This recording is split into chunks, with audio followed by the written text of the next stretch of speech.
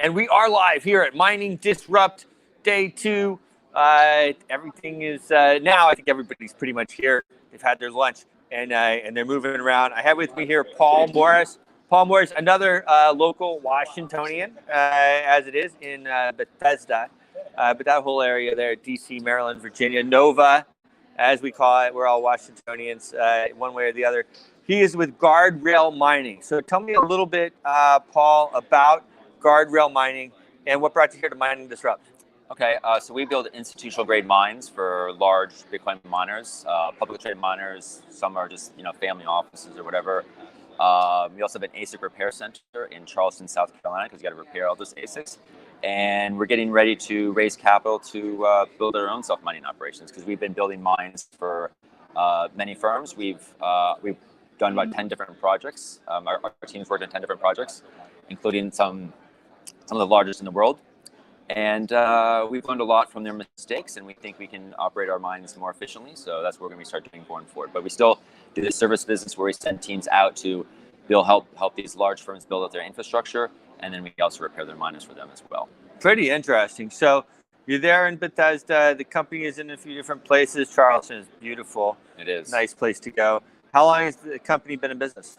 Okay, well, my co-founder, he started mining about 5 years ago, so he's the one with most experience kind of working on all these different projects. Mm-hmm. We started actually this business about 1 year ago, and it just started because he needed just more bodies out there in the field. So we finished two 25 megawatt projects in Kentucky using hydroelectric power, and the next site, phase one will be 50 megawatts of a wind farm, and they're going to expand that to about 100 megawatts. So we're going to just be out there just racking up tens of thousands of ASICs, cabling them up, getting configured, and helping the on-site team maintain that mining fleet. That is amazing. And so you mentioned a capital raise as well. What type of vehicle are you guys using? How's that looking? Okay, so we have the parent company at the top, so it's Guardrail Digital Corporation, and underneath that, it's kind of like an SPV-like structure. So we call it a special purpose entity. So it's a multi-member LLC, a pass-through entity.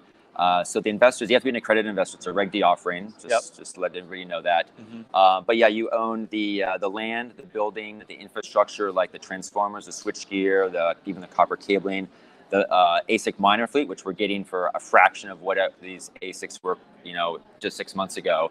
And so there's tax advantages to depreciate those ASICs, and also the real estate.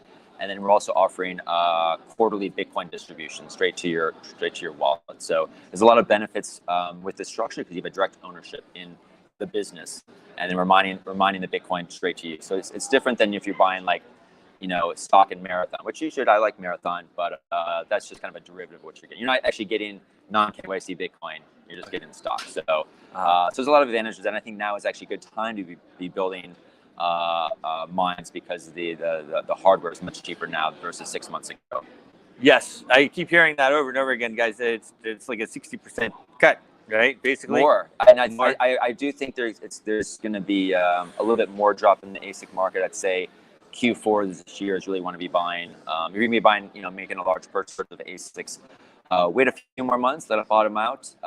But if you need them now, just get some now. And that's one of the reasons we're here at MiningDisrupt. We're talking to potential partners, and we want to be able to get all the hardware we need. Yeah, so let's talk about that. Have you been to MiningDisrupt before? This is actually my first time. My co-founder was here last year, and he got a lot of business. So we got a booth this year, a really good strategic spot where everyone's passing by. It's been great for us. So I recommend it. Actually, we're going to definitely be part of this next year again. Very good. So when you talk at the very beginning, you mentioned institutional. Talk to me a little bit more about that. Like, who is your target market? Okay, so our clients right now are publicly traded miners, so they need just staff to go build these mines out for them. A lot of them don't have the know-how to do this, so that's where we come in.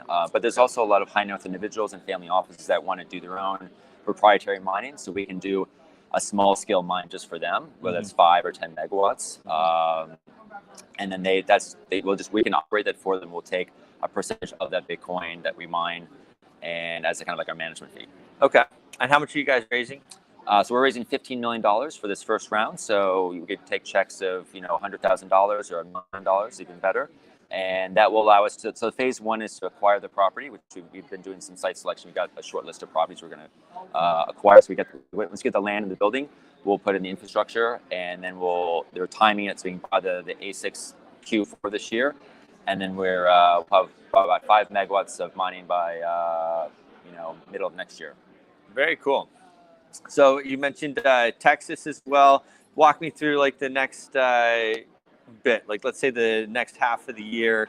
Where do you see things going? What are the developments that are going to come? Okay, so this is a new site. There's a large wind farm out in West Texas that just wasn't being fully utilized. There was really low customer demand out there. So they love Bitcoin miners to come out and build a data center like right next to that renewable energy asset.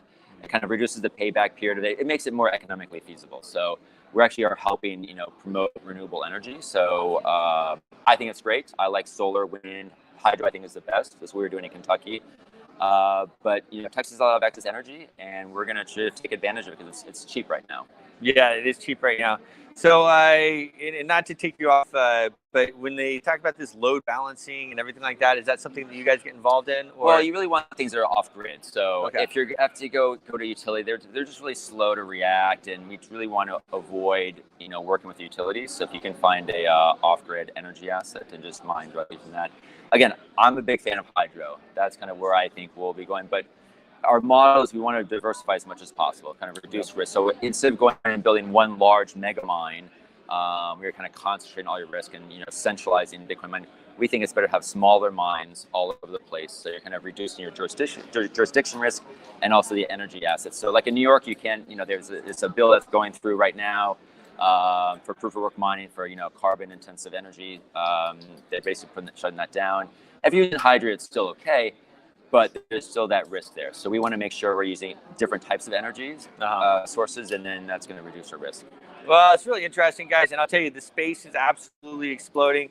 One conversation I've had over and over again over the last couple of days is, whether it spikes down to 12 or whatever it is, we're pretty much kind of at the bottom here. We may go sideways for a while. I mean, who knows? But we're probably around the bottom. I mean, if you get it at 12 or you get it at 22 and it goes to 100,000, obviously 12 is better, but 22 is still really good. And yes, so you want to be dollar cost averaging it now. And as a Bitcoin miner, that's what you're doing. You can basically mine Bitcoin now at like $10,000 to $15,000 per coin. And if you use maybe say a 4% difficulty adjustment going out after the Bitcoin halving, it's going to be closer to about $100,000 to mine one Bitcoin. So it's either going to be zero, or we've got a target price about $150,000 by the end of 2025. So that's kind of what we're looking for. And so after each Bitcoin halving event, which is next in May 2024, if you look at like historically, it's about 12 to 18 months after each Bitcoin halving event, there's always been a new all-time high. So that's where we're looking to exit, and we'll like roll up all the different mines and either an IPO or sell to an institutional investor or another larger Bitcoin mining company, and or we'll just recapitalize mining and keep going. But you have to really think of Bitcoin as like a commodity. It's like a 4-year cycle. There's like the harvest, and so you got to really capitalize on that. Well, quite interesting, guys. It does appear to me like they have their ducks in a row here. I think it's a pretty interesting offering. What's the website, social media? How do people get involved? Just go to guardrailmining.com. You can find us on Twitter at Guardrail Mining. Or you can reach out to me on LinkedIn. If you look for Paul Morris, Guardrail Mining, you should find me. Awesome. Thank you. Paul. Yeah, great. Thank you. See you soon.